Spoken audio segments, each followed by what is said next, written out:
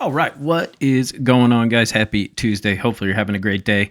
We've got a lot of MLB games today, but just like yesterday, we've got some really cold weather, and we saw it played a huge factor yesterday. So, we're going to get into all of that. Appreciate you guys tuning in. Make sure you subscribe to the channel, give the video a thumbs up, comment anything down below. All right, so let's do a recap of yesterday. So, a little annoying. We ended up missing a couple of late bets. So we went down 0.6 units, I believe, 0.64, something like that. So a little frustrating there. We had the Zach Eflin under 4.5 Ks. He ended up with 1. That was easy. We paired that with Diamondbacks team total over 2.5. They couldn't hit. It was crazy. They just could not find a hole. So they ended up scoring 1 run. So we ended up taking an L there. Aaron Judge, RBI. We ended up hitting that. We had Yankees race to 4. Tigers were very efficient. They had 2 hits to get 5 runs. Unfortunately, Rodon walked a couple of guys, and both times they made him pay. They had 2 very, very clutch hits. So we ended up taking the L there. We had the Padres run line. That was looking fantastic. They put up 3 in the first. They were just absolutely rolling. Gave up a run in the bottom of the 7th and then couldn't get another run. So they ended up winning 5-4. So it is what it is. Let's move on. Like I said, another cold day in the MLB today. All right, so first game on the card today is going to be Yankees and the Tigers. So they're kicking us off again with the first game here. Carlos Carrasco going up against Tarik Skubal. It is a massive, massive pitching advantage towards the Tigers. That said, Tigers very juiced, -165. I just can't get behind that. Even with Skubal pitching, Skubal didn't look great in his last outing, had some control issues. I will tell you, Aaron Judge has a great track record against Skubal. He's hitting over 400 versus Skubal. The rest of the lineup, not so great. In terms of weather today, so the wind is going to be blowing out. It's going to be blowing out basically straight to center, but it is going to be ridiculously cold. If you saw the game yesterday, it was literally snowing pretty heavily during that game. So I think I'm just gonna lay off of this game. Like I said, -170, -160 something is just a little too much juice in my opinion. And then you factor in the temperatures are going to be between 34 and 37 throughout the game. We've got very low humidity. We're going to have high pressure. So if you have high pressure, the ball doesn't carry as well. If you have low humidity, the ball doesn't carry as well. Let's be honest, the Yankees' strengths are hitting the long ball. The home run percentage is down drastically today, so just can't really get behind the Yankees here for a fade spot. Home runs are going to be down 43%. So, runs are down 13%. It's a bad game. So pass for me. I think the Tigers probably win, but not worth that squeeze that we're paying there with that juice in that game. Next game is going to be the Mets and the Marlins. Another game where we're going to have the wind blowing in. Shocker, it is going to be cold. At Citi Field, it's going to be about 39 degrees at first pitch, 37 at final pitch. Humidity is going to be pretty low. Pressure will be high, so that's going to help with carry. But we're going to have some pretty wild winds. We're going to have about 20 to 22 mile an hour winds blowing from essentially third base side to first base side. So left field to right field. This is one. It's a clear Mets spot. Yesterday was pretty wild. I gave out Mets -1.5 in the Discord. They got a little sweaty. They ended up winning 2-0. So it's a Mets spot, but -285. It's not worth it. This is, again, either you have to play Mets run line, which I don't trust Clay Holmes, or you take something like Marlins team total over. But again, with the cold weather, this is just an absolute fade spot here. Just let the game play out and move on. So a lot of these games are like that today. Unfortunately, it's just the way it is with the weather and everything. So next game, White Sox and the Guardians. Let's see. Weather today for this game, like everything else, going to be a little cold. Wind's going to be blowing in from left center at about 10 miles an hour, somewhere between 10 and 12. It's going to be 34 degrees, so may see some snow up there. Cleveland has that lake effect up there, so Another pretty blustery, cold day. We've got an over/under of 7.5. I would probably lean towards the under, just given the temperatures and the weather. But again, not there's no value in taking the Guardians at -198, and there's just not going to be the weather doesn't justify taking them on the run line. Home runs are going to be down 35%. Runs are going to be down 14%. That's kind of where you got to get crafty and take some lines. So I would take the under 7.5. I think the White Sox are going to struggle to score runs. Cleveland, Shane Smith is vulnerable. Don't get me wrong, but he's not terrible. Actually, Ben Lively has a 6.75 ERA early in the season, but he still has a projected ERA of 4. Shane Smith has a 3.18 ERA. So to me, this is an under or pass in this spot. Next game on the card is going to be maybe the best matchup of the day between two pitchers. So we've got Sonny Gray going up against Paul Skeens. Gotta love some Paul Skeens day. At PNC Park, the wind is going to be blowing out at about 9 to 10 miles an hour. But again, it's going to be very cold. It's going to be in the low 30s. In terms of runs, home runs are going to be down 33%. Runs are going to be down 10%. So love the Nerfy in this spot. It's just a little juiced at -150 on DraftKings. So we're going to pair that up with something. So essentially our best bet in this game is going to be the Nerfy and under 10 total runs. Put those two together, you get -125. So that is the first play on our card today.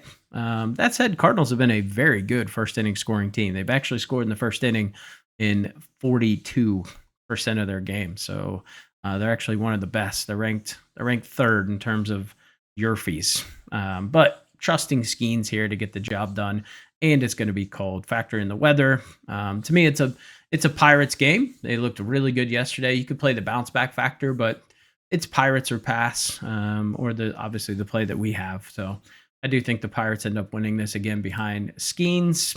Cardinals just haven't looked right for the last two series here. Next game is going to be Blue Jays and the Red Sox. It's going to be Garrett Crochet going up against Easton Lucas. We got a little curveball yesterday. Lucas was supposed to start, and then they moved his start to today and put Jose Barrios in. So that caused some concerns on another bet that I gave out in the Discord, which was the Cardinals Pirates over 7 paired with the Blue Jays and Red Sox over 7. We put those two together. Got a little sweaty in this Blue Jays game, but we ended up cashing that bet as well. Easton Lucas, lefty. Garrett Crochet, lefty. In terms of weather, we do have some pretty good size winds here. So we're going to have about a 17-mile-an-hour wind blowing out to kind of right center. But another rinse and repeat, man. It's going to be very, very cold. Home runs are going to be down 30%. Runs only down about 2%. But like I said, it's going to be pretty windy, between 17, 19 mile an hour winds. So kind of a tough one there in that spot. Pressure is going to be up just a little bit. Pressure is going to be down. So that's going to help with carry. It's kind of a wild game given the weather. I mean, I would assume the Red Sox win this behind Crochet. But again, -185. The value's on taking the Blue Jays +154, especially after what we saw yesterday. So kind of getting good value there. Pitch splits on Crochet are okay. I will tell you the Blue Jays hit lefty fastballs very well, and Crochet throws the fastball about 50% of the time. Now, what they struggle with is the cutter. They are very bad against the cutter early in the season. Crochet throws that about 38% of the time. So Crochet's just basically hit my fastball kind of guy. So his split so far this season, he's thrown a regular fastball about 50% of the time, cutter 38% of the time, a slider about 6% of the time, and a changeup 6% of the time. So it's going to be a lot of fastballs. I just think it favors the Blue Jays. So I would lean Blue Jays, especially getting +154 here. That's just where the value's at in that game. All right, Dodgers and the Nats.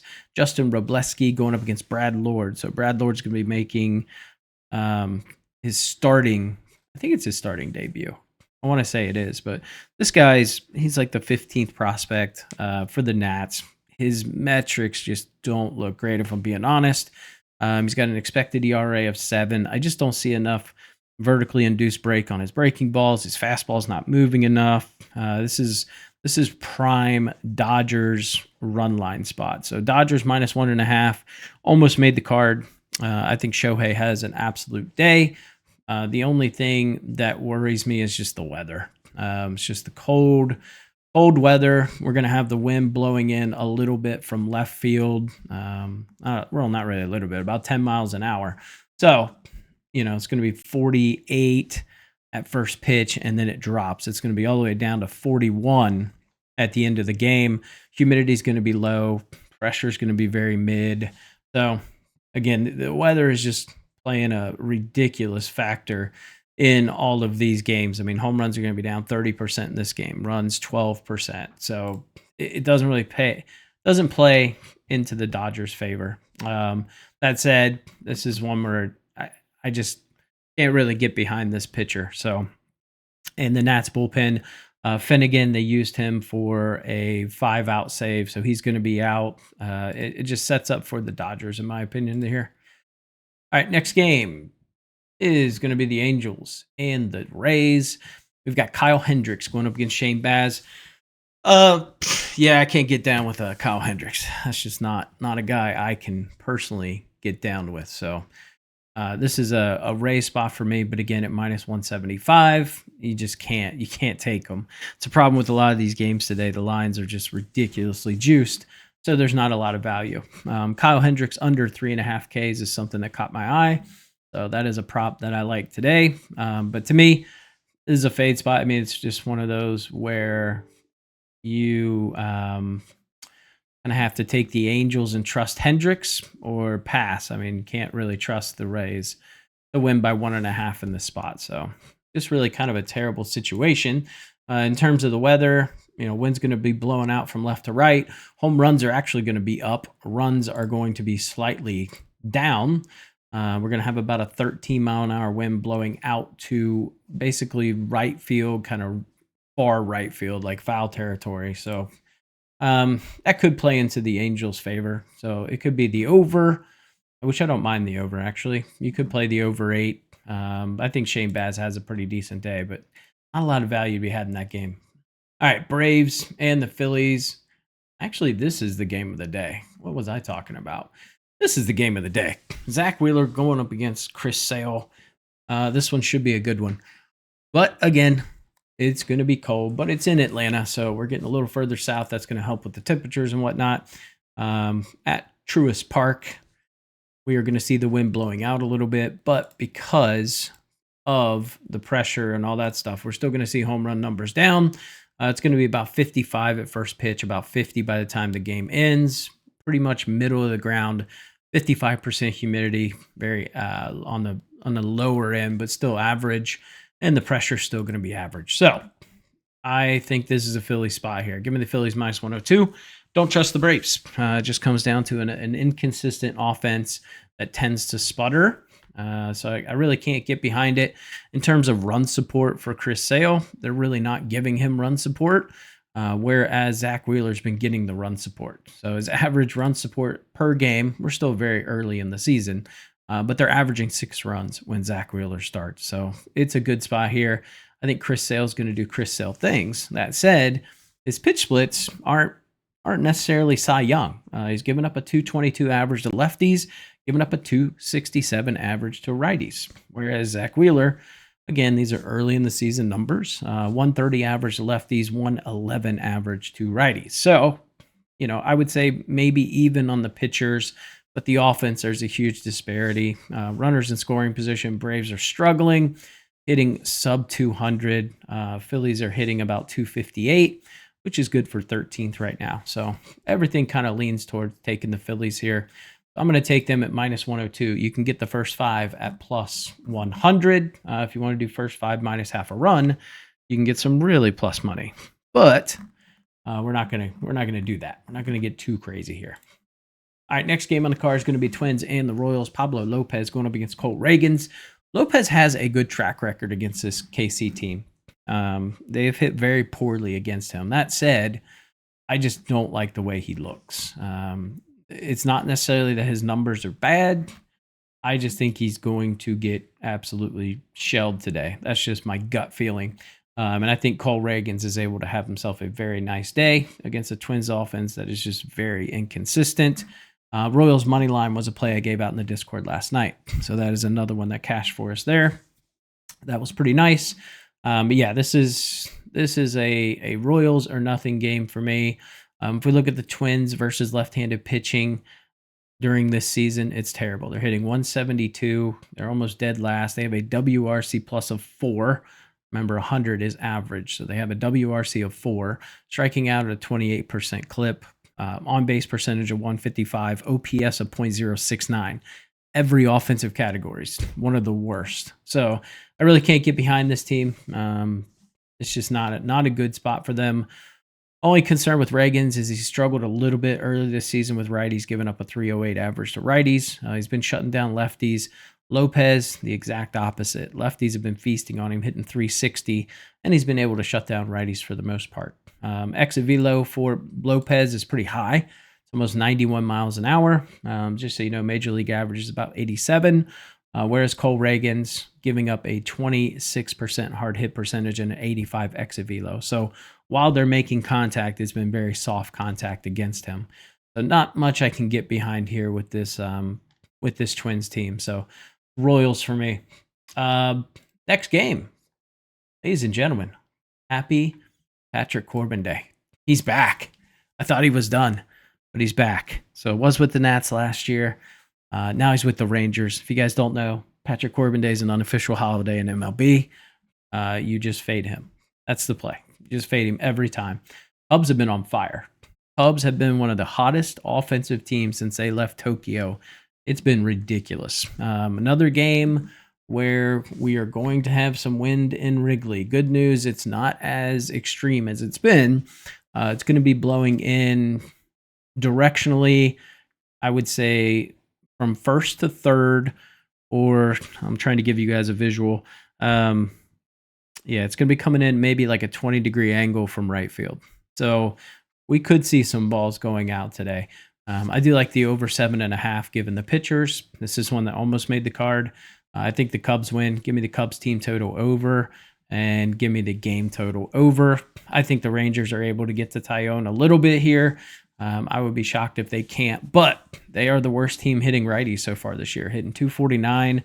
That's good for dead last. WRC plus is 66. It's just a bad spot for them.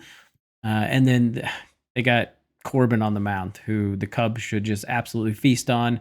Cubs are hitting 340 versus lefties with a WRC plus of 137. The only hang-up is they are striking out at a pretty high clip. So I'm not taking Patrick Corbin strikeouts, but that could be something that comes into play.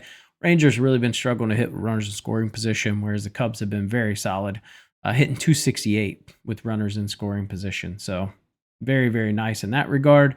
Rangers do have a bullpen advantage in this one. That is one thing. Cubs bullpen hasn't been overly stellar, but yeah, I think it's a good spot to take the over here. Another one that almost made the card. All right, next game, I should say. Brewers and the Rockies. Brewers traveling to Coors Field. Kyle Freeland on the bump going up against Freddie. Where's the ball going to go? Peralta. Now, Freddie's had some very, very good success against the Rockies. He has absolutely dominated them. So I don't really see an angle here to take the Rockies. I don't trust Freeland. The only angle could be left-handed pitching, but Brewers are hitting 275 against lefties. Rockies are almost dead last in every offensive statistical category against a righty. So they're hitting 263, that's 29th. WRC plus of 45, that's dead last. The only thing they're not doing a ton is striking out. I'll give that to them. They're one of the best in terms of strikeouts. On base percentage of 297, that's 28th in baseball. OPS of .089, that is 29th in baseball. So not great there. Two bullpens that have really struggled, man. Brewers coming in with a 7.16 bullpen ERA, Rockies 7.89. So we have two of the worst bullpens in baseball going up against each other in this contest. Freeland struggling early in the season against righties, so this is a pretty predominant right-handed lineup. This is a Brewer spot. Again, there's no value at minus 162. I don't like the run line. I think Freddie probably deals, so I don't want to touch an over-under. So this is a Coors pass for me. Actually, one of the better weather days in baseball somehow. It's going to be 68 degrees at first pitch, 63 by the end of the game. But we are going to have the wind blowing in from left field. It's not going to be terrible, though. It's going to really gust. It's going to be between 5 and 11 miles an hour. But it's supposed to have minimal impact in terms of production and things like that. Home runs are actually up 14%. Runs are going to be up 26%. So an over-under of 9.5 is pretty appealing. Brewers team total over. That's where I'm at on that one. It's the only real angle I could see to take in that game. All right, next game. Orioles and the D-backs. Damn D-backs. Get some runs, man. The D-backs were real D-bags last night, in my opinion. Uncle Charlie Morton going up against Merrill Kelly. Merrill Kelly did not look good in that start against the Yankees. He got banged all around the yard. Kelly giving up a 300 average to righties, 300 to lefties. Uncle Charlie giving up a 300 average to lefties, a 400 average to righties. So two pitchers that have not started the year really well. Two bullpens with ERAs above 4. This just kind of screams take the over. So we're going over 9. That is an official play on the card today. I don't know which team wins. To me, it's just kind of back and forth. I will tell you the pitch splits really favor the D-backs, but considering their struggles last night, I'm a little concerned. So I'm just going to take the over. I think there are going to be a lot of runs in this game. If we look at hitting, technically both teams are hitting extremely well. These are two top 10 hitting offenses. So let's just lean into that. We've got two, I won't say bad pitchers. We've got two susceptible pitchers against two pretty good offenses, two bullpens that are a little higher in the ERA. So all that spells take the over 9. So that's an official play today. Astros and the Mariners. We've got Framber. I believe it's Framber Valdez. They don't have a pitcher identified. It should be Framber. Going up against Luis Castillo. Now, this is the real Luis Castillo, not the Luis Felipe Castillo that the Mariners signed. So this is the legit one. Good spot for Castillo here in terms of his pitch mix. Astros have really been struggling. 26th against the fastball, 30th against the slider, 25th against the changeup. And it's Luis Castillo at home. You got to go Mariners here. At minus 105, we're getting great value. I don't necessarily trust Framber Valdez. If we look at the Astros hitting righties, they're struggling, man. They're hitting 275. That's 25th in baseball. WRC plus a 64. On-base percentage of .274. I mean, it's bad. All their offensive categories against righties are just terrible. Yeah, it's Mariners are pass for me in this one. Okay. We got two more games here. Reds and the Giants. We were on Reds first 5. They just ended up winning. So you could have picked a money line at like plus 124. They got the job for us. So that was nice. Nick Lodolo going up against Landon Roop. It's a Giant spot today. This is Giants bounce back. You can get them at like minus 125. Is it minus? Okay, so it's up to minus 130 now on FanDuel. This was at like minus 124 this morning. So yeah, Giants are pass for me. Or you could look at maybe taking the over. We are going to have the wind blowing out. It's going to be somewhat cold. It's just home runs are down, which is pretty much all across the board. But yeah, this is a Giants. You're getting good value. This team's still 8-2. This is an 8-2 team with a great track record against the Reds. So 130 is a gift, even with Landon Roop on the mound. Final game of the card, Padres and the Athletics. Dylan Cease going up against Jeffrey Springs. Dylan Cease 1-0 with a 3.38 ERA. Jeffrey Springs 1-1 with a 4.00 ERA. The only thing that scares me about Cease is this hard hit percentage, which he's still giving up a ton of hard contact, about a 43% hard hit percentage this year. Springs is a guy, his first start was kind of rough. This last start was a lot better. I don't think there's value taking the Padres minus 148. Dylan Cease is just not a guy I can get behind, if I'm being honest. So this will be Athletics team total over, maybe full game over. So that's the only two ways I would approach this game personally. All right, let's get into the best bets. Get you guys on your way. Make sure you guys join the Discord. Like I said, I posted several plays in there. I think we only missed one I want to say we missed one. I put Pete Alonso RBIs out. He had a great matchup. Didn't get it done for us. All right, let's get into the card today. So, like I said, first one's kind of a combo. We're going to take the Nerfy in the Cards Pirates game. Now that's at the minus 150. So we're going to add the under 10 to bring this down to minus 125. You can take the minus 150 if you want. That's just pretty juiced.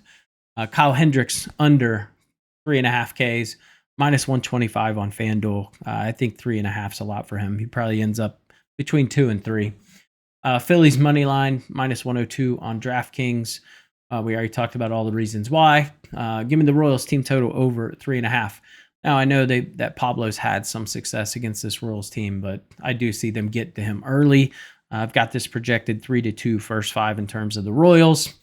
Give me Shohei Ohtani, 2+ bases at minus 115 on DraftKings. I think he has one of the best matchups today, and I think he should be able to at least get us 2 singles, a double, a home run, something.